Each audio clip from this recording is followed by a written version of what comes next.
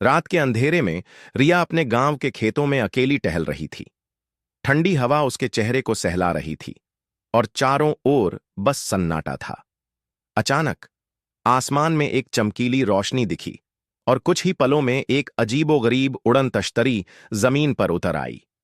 रिया की धड़कन तेज हो गई, लेकिन उसके कदम खुद ब खुद उस ओर बढ़ गए। जहाज का दरवाजा खुला और उसमें से एक लंबा, नीली चमड़ी वाला, चमकती आंखों वाला प्राणी बाहर निकला। पहले तो रिया डर गई, लेकिन जब उस एलियन ने धीरे से मुस्कुराकर अपना हाथ बढ़ाया तो उसका डर कम हो गया। एलियन का नाम ज़ेयर था। वह किसी दूसरी दुनिया से आया था, लेकिन उसकी भाषा समझना मुश्किल था। फिर भी दोनों इशारों से बात करने लगे। धीरे धीरे उनकी दोस्ती गहरी होने लगी। रिया ने उसे गांव की चीजें दिखाईं, नदी, खेत, सितारों से भरा आसमान। जेयर ने भी अपनी दुनिया की कहानियां सुनाईं। दोनों को एक दूसरे के साथ समय बिताना अच्छा लगने लगा। जैसे जैसे समय बीता, रिया को एहसास हुआ कि वह जेयर को पसंद करने लगी है। उसे जेयर की मासूमियत, उसकी बातें और उसका अलग होना बहुत अच्छा लगता था।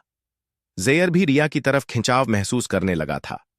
एक दिन जेयर को अपनी दुनिया लौटना था। रिया की आंखों में आंसू आ गए। जेयर ने उसके हाथ को छुआ और उसकी आंखों में देखा। बिना कुछ कहे उन्होंने एक दूसरे के दिल की बात समझ ली।